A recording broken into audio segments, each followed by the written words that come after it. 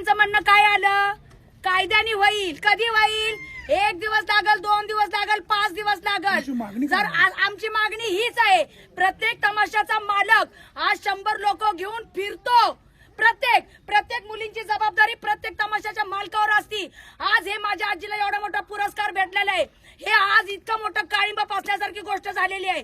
त्यांच्या घरातले लोक आम्हाला काय म्हणतात की जबाबदारीवर नेलेल्या आमच्या मुलींचं हे बाहेर काय झालं म्हणून. तर माझं म्हणणं एकच आहे, होता होईल तेवढं लवकरच झालं पाहिजे. आज विठाबाईच्या तमाशावर अन्याय झाला, त्यांच्या मुलींवर अन्याय झाला, मुलींना मारलं, माणसांना मारलं. हेच उद्या प्रत्येक तमाशा पड मालकावर होऊ शकतं. मी ऍक्शन पाहिली सर, सकाळीपासून हाजरी झाल्यापासून पोटात अन्न नाही आमच्या कुणाच्या.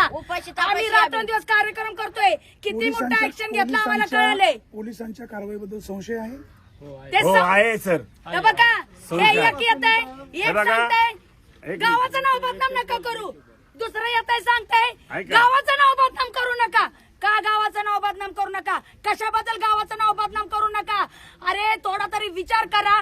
आज माझ्या आजीचं नाव बदनाम झालं, विठाबाईच्या तमाशाला मारहाण झाली, त्याचं काय वाटतं का तुम्हाला? तुम्हाला तुमच्या गावाचं नाव बदनाम करू नका सांगताय.